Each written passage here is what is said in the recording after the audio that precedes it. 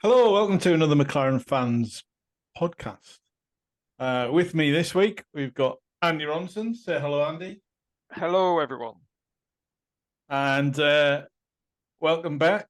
It's She Was Never Gone, Sarah Merritt. How you doing? I'm good. I'm waving Good to my see you flags of back. excitement. Hopefully you're feeling a bit better.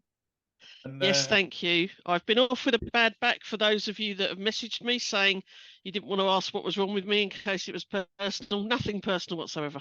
So thank you very much. And it's good to be back, gang, especially as we have news. Haha. Wait, this is not in the agenda. No, just I think it's exciting because there's McLaren stuff to talk about. That's all I mean. Oh, you've spoiled my intro completely now. What? Was there a special intro? Yeah, Sorry. I've even written it out in front of me. I've There's got a it Okay, here. say- I was going to say it say, anyway. well, since Say the it last anyway. podcast, there's not been much happening in the world of McLaren. So, that's it. Let's see you next time. And you've Bye. gone and just shut all over it. You've literally I pissed did on not all know of my this was your chips. plan. I just thought, what a weekend for me to come back on the podcast. You know, that was what I was thinking. Sorry for pissing on your chips, whatever that means. Is that a northern thing? It is, Nah, yeah. nah, that's good. No, you can say that. I'm Southern. You can say pissing and chips all over the place. Yeah. I've never heard it before. Really? No, never. Anyway, You're we excited, you've digress. got your bag of chips and then somebody's pissed on them. Well, you're not going to eat them now, are you? We're The, more the worried only about reason anyone you want pissing soggy anywhere chips near is if they're me. covered in gravy. So, Anyway, you've lost the just- plot. Back kind of on subject. It's not just one weekend either. We had an amazing weekend this weekend, but the weekend before, the 24th, what was it, 24th of September, that is the weekend before, isn't it? Yeah. Yes, it So, was I Mr. mean- Merritt's birthday. to the rest of the people out there, they must think that we just turn up and ramble on, but we actually do have an agenda most times. And We do, and, we do. we've got quite a filled agenda this week. And when I put out a WhatsApp message last night, say, or just recently, what should we put on the agenda? I've got Sarah replies to me, let's talk about hot drivers. And No, Andy I turns didn't. around and says, let's talk about Oscar's head. And I'm thinking, what kind of a podcast have we turned into here? And now we're talking about No. spilling I your said gravy driver all over your welfare. chips. I So, said driver welfare. I never said hot drivers. yes, but Although it some doesn't drivers fit are the hot. narrative, Sarah. You spoke the Yes. second part of my intro now. So the problem I have is I don't want anyone thinking that I find the racing drivers hot when I'm old enough to be their mum. It's a bit of a dodgy wicket. So Nico Hulkenberg. am I old Alonso. enough to be his mum as well? Alonso. Alonso, Alonso. There's an Alonso. Okay, acceptable so age gap to Alonso. yeah, I suppose. Okay, yeah. I could, I suppose. Yeah.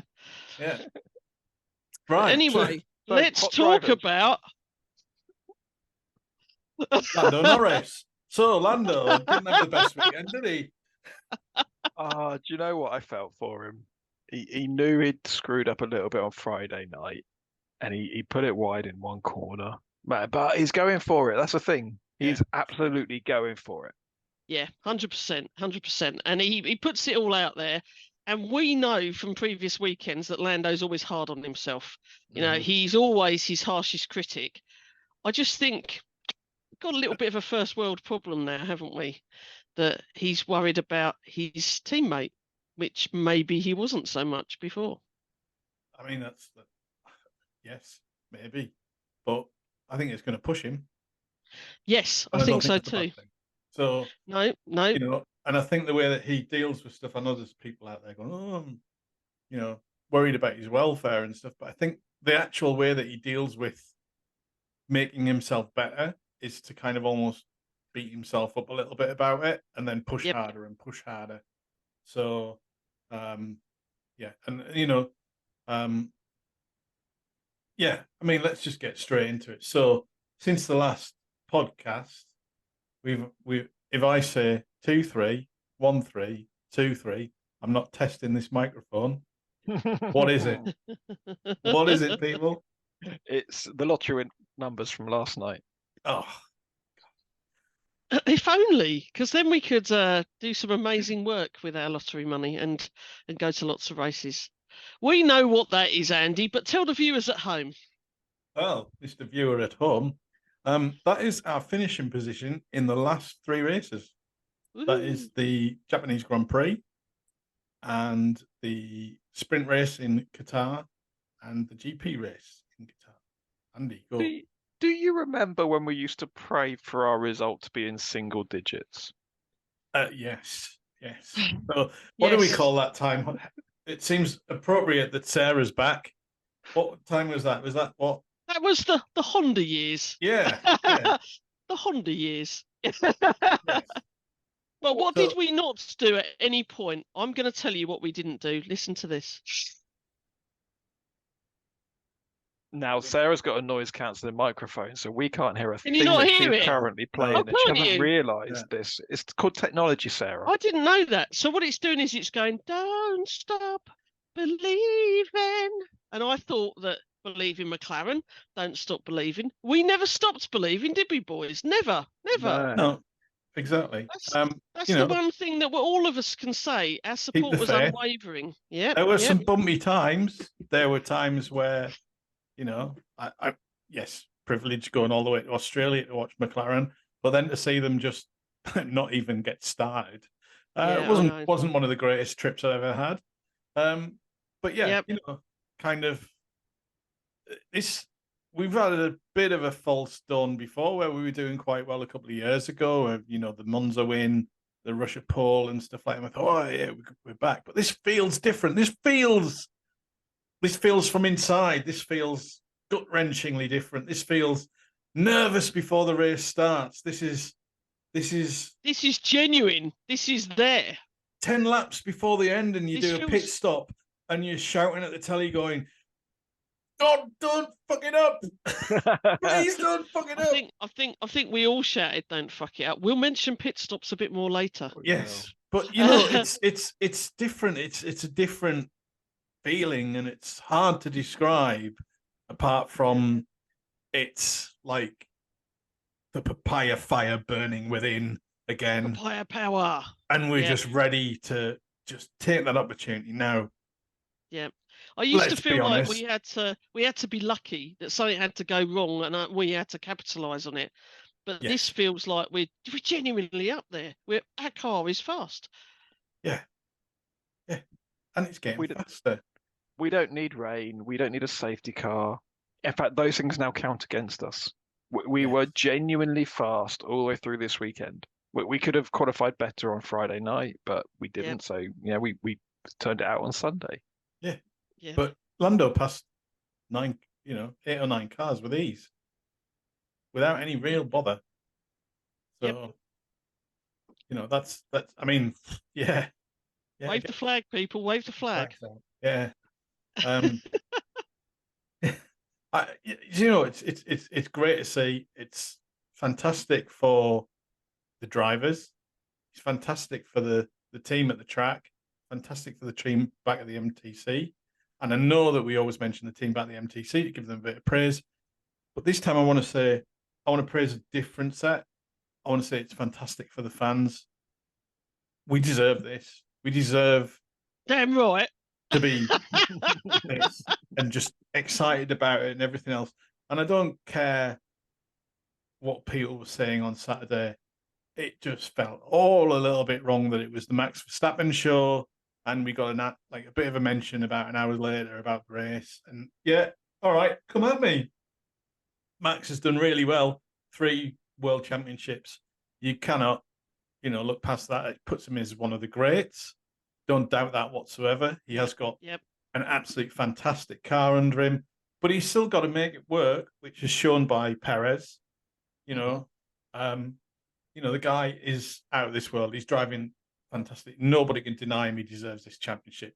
No, whatsoever. definitely not. It's a I shame I don't absolutely agree like with him. I But just, just felt a little bit wrong that the car that finished second was ablaze on this plinth with all of this razzmatazz and everything else like that. If they'd said before the race, you know what, this is what we're going to do for the world champion if he gets it, You know, what would have happened if Max had crashed out and it wasn't Perez? What would they have done then? I personally think that what they should have done was dealt with the sprint race, put that to one side, Yeah, and then done the championship thing. absolutely Because, agree. you know, business as usual for how they deal with the end of the sprint race and talk to the top three, and then do the championship. Yeah. Not do what they did. It was messy, and 50% of people on Twitter were saying, "Why aren't we hearing about Oscar?" And the other 50% was moaning at them, saying because Max has won the world championship. No one was happy about it either way. So there was a better way to do it, I think. Yes. Maybe just do it in order. Maybe do what they normally do, which is present third, second, first. Yeah. Maybe not screw up. But I mean, abiding by the rules in a year that Max wins a championship is a novelty. But let's abide by the normal rules and traditions. Yeah.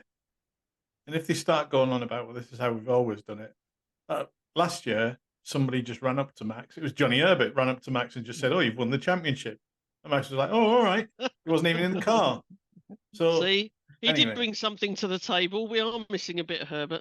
I have to be honest, slight sideline, but I still don't understand why they get medals now as well, or why the winner gets a medal. It's not a real medal, it's chocolate. Anyway. I'd like to believe that, but they get a bloody trophy. Why do they need a medal? I still think that's silly.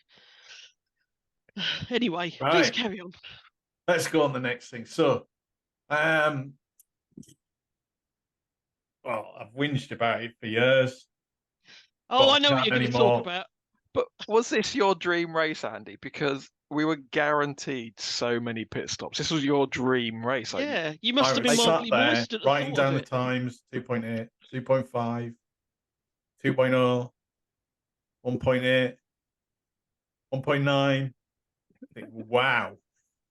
Oh, but it wasn't 1.9, was it? But it was 1.8. Yeah, I said 1.8. No, 1.8 was spot on. The record winning one was, but McLaren I think thought they'd got a second one that was 1.9 as well. And when you look at the DHL thing that came out today, we were lower down. Were we not third as well? I think. Yeah, I don't care. If you 1.80, 1.80, we'll take that all day long. Exactly. I mean, and that's amazing. But I thought we were going to get the top two. That was what I was confused by. I expected to see the top two on there, and we didn't. But yeah, it's amazing. Now I remember when we won the fastest pit stop before Red Bull won it. Everyone that worked at McLaren at that time, because Tag Heuer were one of our sponsors, got given a watch that was engraved on the back for doing the fastest pit stop. So it was a really big thing that they made a fuss about. And then unfortunately Red Bull won it, and also Tag Heuer went to Red Bull. So maybe it's linked to them at some point. But I'd like to know that the pit team got something to commemorate this. I think that would they deserve something. Yeah. Above the pit stop for the pit box for the crew that got the fastest pit time, there is a DHL fastest pit stop award above the pit box for it. It's on the wall. We'll get that. I've seen that. Yeah, and that's great. Awesome. I just thought it'd be nice for them to get something personal to commemorate it, because it's such an achievement. Yeah. I mean, it wasn't just McLaren, it was that set of people on that day, Yeah. I mean, we're assuming that it's not going to get broken until the end of the season, but I'd be surprised if it does. Oh, please don't break it. Let's have it, please. So I officially retire from pit stop watch now and have to hand the mantle over to someone else. I think, because I no longer can complain about that. There's no way you're going to be able to can it in the future. Pit stop, Andy. I need my own little stopwatch at home like they used to do in the 60s. Yep, you do indeed. So let's talk about some other things. We've done pit stops. Unless anyone's got anything to add to that. No? No. Let's talk about the curbs, the tyres, and the farce that turned into track limits. Now, granted, do you know what? I think we're all agreed here that there's a white line painted at the edge of the track. Go over it, it's slam dunk. I don't care if you're 1 millimeter, I don't care if you're 5 centimeters. But these curbs, I'm sitting there going, this is brilliant.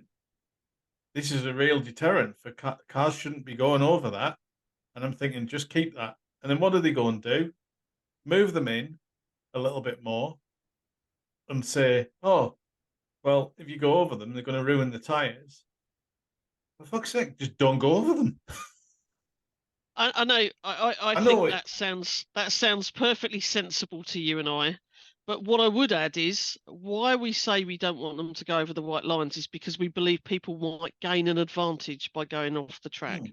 So the specific difference this weekend was, okay, not only did it shag the tyres up, but going over them didn't give you an advantage because of the pyramid shape. It was actually a little slower to go over them and detrimental to your race. You weren't gaining time.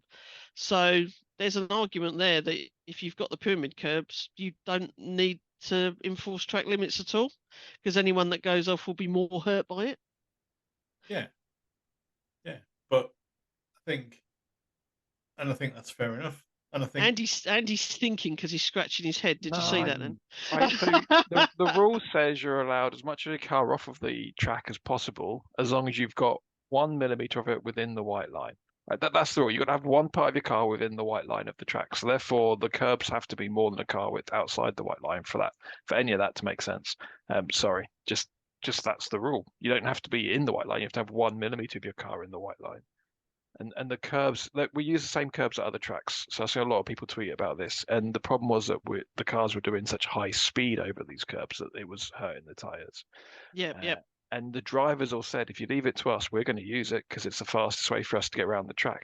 Yeah. And they all admit that they would take the danger on board and they would ruin a tyre and hope it didn't explode on them. I actually think that the solution that Pirelli and FIA came up with at a very short notice, one, on Friday night, they extended they brought the white line in, which made it harder to hit the curbs.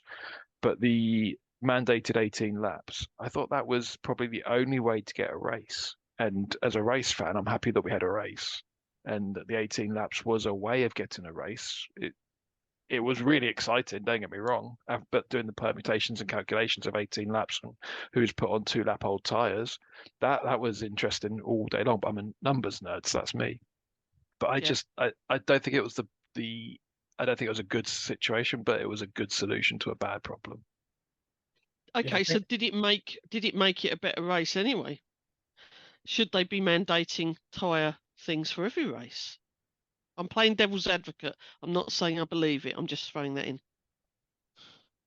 I think it made a better race, but I wouldn't like to see it again. Interesting. Yeah, because I think it destroyed the idea of sort of tyre strategies, really, didn't it, to a point? Yeah. Which like it or Very not, difficult. that's really what we end up watching most weekends. Very difficult for a strategist or anyone in the team to plan around that because they'd already used their tyre allocations. I mean, I don't know if you all saw the Ted sticky notepads up on the wall moment where he was going, there's this and this. Well, it felt like that he's going, oh, Lando's not in as good a position. This person's in a good position. And it felt like that was the wrong way for it to be, that if this was the way it was going to be, you needed to know it earlier. And what frustrated me more was they were talking about this on Friday and all the way through Saturday, but they only then confirmed it on Sunday morning, didn't they?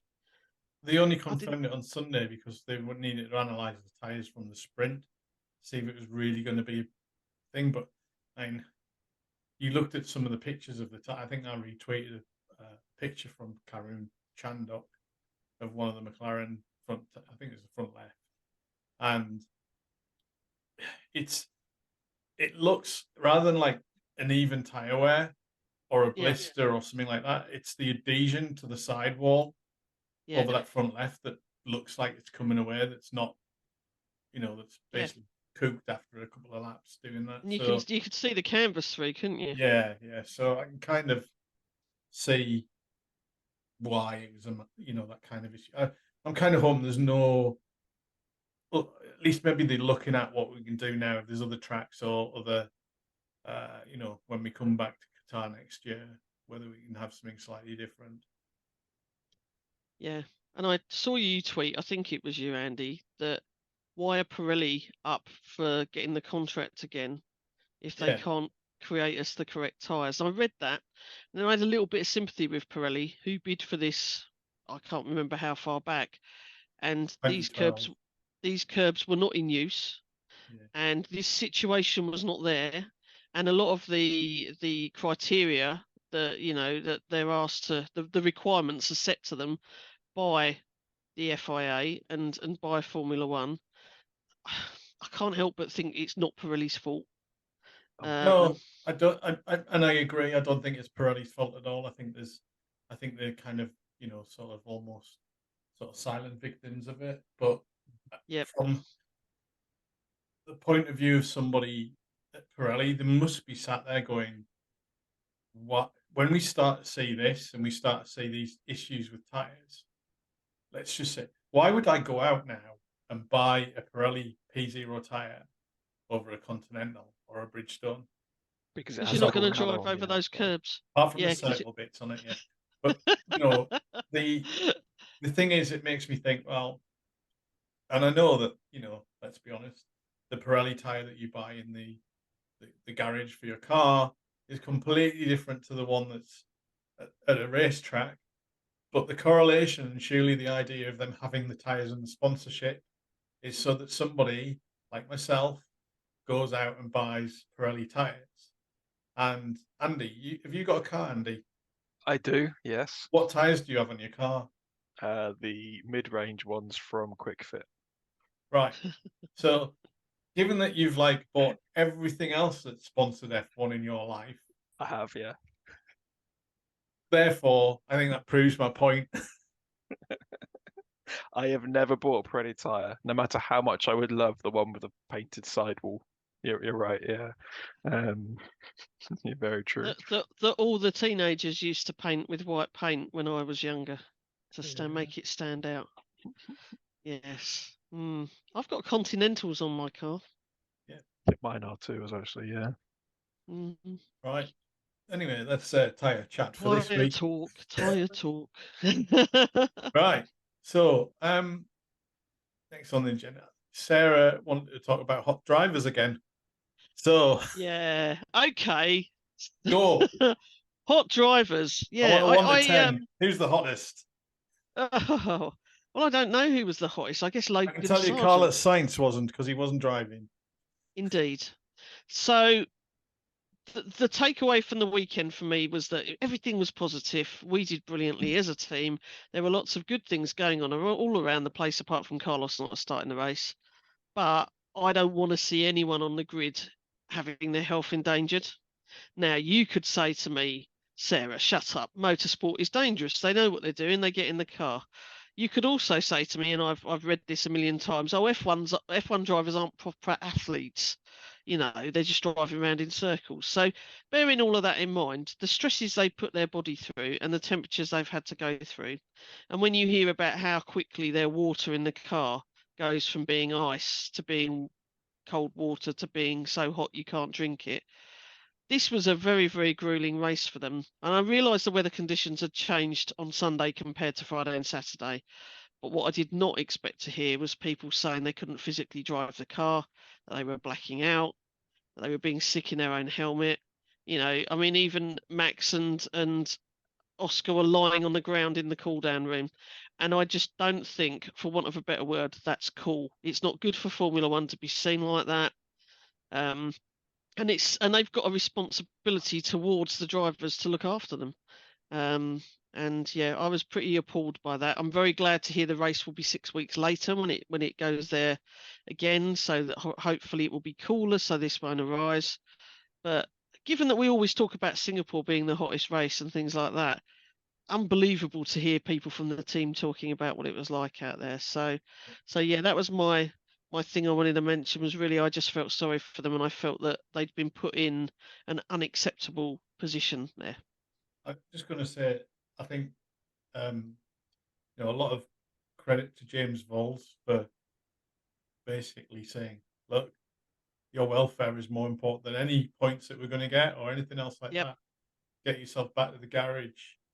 If you're not feeling well, we need to look after you, to his driver. And,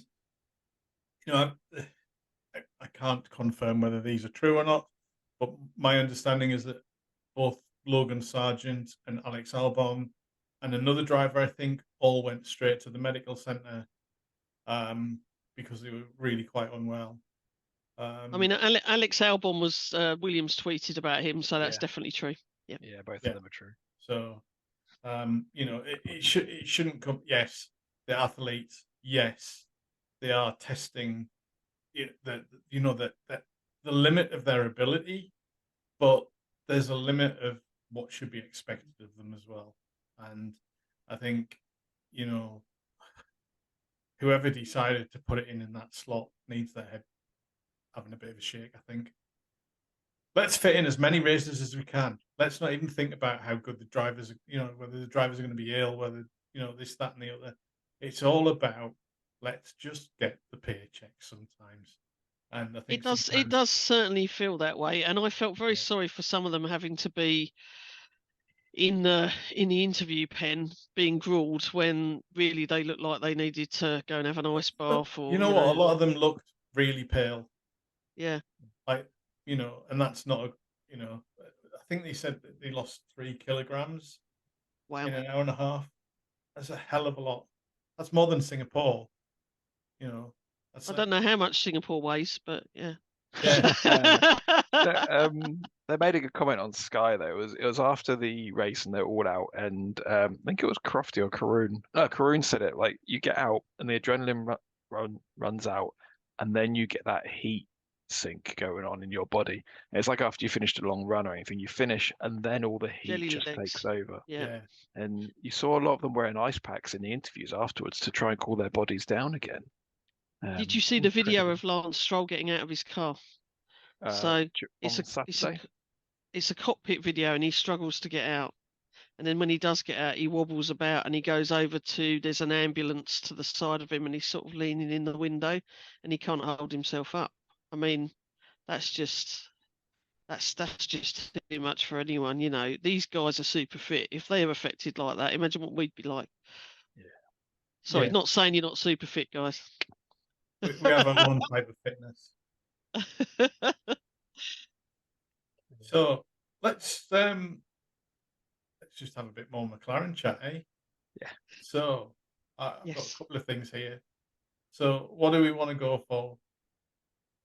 Hands up, who thinks we should talk about the podiums? 501 of them. Or 475 if you're Jensen Button. Yeah, who forgot to put Jensen on the graphic? Wrong side, there he is. I feel so sorry for him because, and I also feel sorry for the team, because when you're putting these graphics together and stuff, you know how hard they work putting the content together. Yeah. Somebody's just not noticed that he's not on there, but I would have noticed. And that's been done at like such a speed after the race. No, they've not just missed Jensen out. There's 10 drivers who got podiums for us that aren't on there. Yeah, Jensen's the big one because it's 26. A lot of like 1s and 2s on there as well, but. And Jensen being, my favourite personage, I would have noticed he wasn't on there. If they'd have sent it to me and said, Sarah, can you just proofread this for us? Have a look. Oh, no, Jensen. Don't you remember Canada 2011? Yeah. But hey, 500 podiums is amazing. 501. 501. It is a huge achievement, isn't it? It's amazing. Nice to see everyone in the team celebrating that. Excellent tweets from Zach as well. It's a huge landmark, and everyone should be celebrating that. Definitely. Yeah. It's let's have another 500 more. Yeah. Yeah. What's next then, Andy? Come on. What's next? What have we got written down here? Oscar's head. Yes. Oscar's head. What about Oscar's head? So this is totally me, and I laughed when it happened. I was like, amazing. That is what I want in a driver. He was being interviewed after the sprint race, or sprint qualifying, one of the two. Sprint qualifying, that was it. And he's just got up into the top 3, and then he's told, you're going to be dumped down to 6th because you had track limits. Oh, yeah. And he literally goes, wonderful. Like, was that Naomi Schiff, wasn't it, that said that? She was, yeah. Unfortunately, his head. or because it's in there, literally mentally, he's just gone. Do you know what? Oh, I thought I've you got meant a the fast cardboard car. head. Show the cardboard head. No. There's Oscar's head. Hey, there's Oscar's head. Yay! When you No, said Oscar's head, I just assumed you meant that. it's calm head. No. So he literally has just gone. I've just been demoted, 4 or 5 places, and I'm not going to kick off about it. I'm not going to say it's unjust. I'm not going to say anything. He just went, wonderful. I'll deal with that, and I'll still boss the race tomorrow. He literally Yeah. just took it in his stride, and it Took wasn't. it in his And stride. he Yeah, continued very on with the calm. interview as well, which was so funny. Yeah, just like yeah. And I Yep. just there wasn't even a second thought. He didn't pause to think, what should my media training tell me to say now? It was like, oh, wonderful. Let's carry on. Yeah. We'll do this. I thought it was brilliant. And same regard, kind of when Lando, right, we made the call when we were in second and third to hold station. Yeah. 10 laps or so to go, right? And I loved it. We sent the radio message to Lando, and they replayed it back where Lando's like, no, I want to race. I want to race. Let's race. And I loved that response from him. I mean, there was a stay where you are, fine. But I love the fact that he was allowed to question it, and then he was told to stay in his place, and he stayed in his place. But he just wanted to race. He's like, I'm quicker. I'm good. Let's race. I love that as an attitude. I want to race. I'm not here to finish third. I'd love to finish first. According to Andrea, after the race, we didn't hear the full of that. That it was a discussion, and they said, right, okay, go, give it a shot. And he didn't quite get there. And it said near the end, they then made the call again. And at that point, it's fine. Yep. So, you know. God, it must be nerve-wracking though, mustn't it? As a team boss, you've got these two drivers gonna haul in this amazing amount of points, and you've just seen two Mercedes come together at the start of the race, and you think, oh my God, what are they going to do? What's going to happen? We need these points. We're now only 11 points behind Aston Martin. We need these points, Yeah, it's. I'd hate to be in that position. Part of me wants them to race, and the other part wants me to go, no, don't go near each other. Put bubble wrap around them. I was seriously, we got in second and third, and I was screaming, make the call, make them stay where they are, hold station. I was screaming it because that's the right thing to do for the team. Yeah, exactly. And I think, I looked at the result, and I was looking, right, what's the gap? 4.8 for Oscar off Max. I think that's probably one of the closest that it's been this year. That hasn't kind of just finished slightly after a safety car or something like that. And whilst I think, yes, maybe Max was, could have easily put out another 3 or 4 seconds on that, I think we could have possibly chased him a little bit more as well. But what we didn't want to do is ruin all the tyres at the end and everything else like that. I think we managed that race perfectly as a team. I was worried about every time that we were going to pit stop that the next set of tyres, we would just like get 6 laps out of them, we'd be done. That would ruin what was looking to be a great race, but it certainly worked very well. Do you think that we've got to a point now where everyone just expects Max to win, and therefore it's not in our strategy or in our heads to go after him? Yes.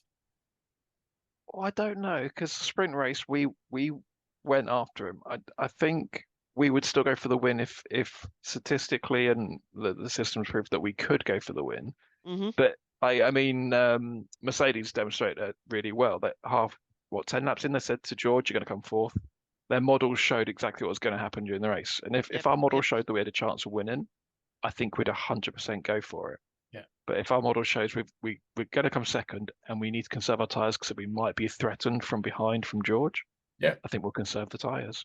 Yeah. One thing that did play into making that gap less large was the fact that Red Bull had a terrible pit stop. I don't know if I mentioned to you that we got a world record. But they had a very slow stop for Max, didn't they? Which cut down the gap by a few seconds. But I mean, Perez had slow stops all day long, but they were over 5 seconds each stop. Yes. I don't even know what to suggest there. Talking about that. Just a point I've got here. All I can say is that at one point, someone over the radio said to Perez, you'd actually catch up more if you stopped getting these 5-second penalties, and Yeah. he didn't seem to get it, did he? No. What's Yeah. next, Andy? What's next on the list? Well, I've got two things. What's that, Andy? What's that? That was meant to be a lucky pineapple. All right, I thought you were Is like that- on is about that a those grabby pineapple? machines. You get it like the soup, the seaside. No, but do we need to talk about your tattoo on your arm? That one.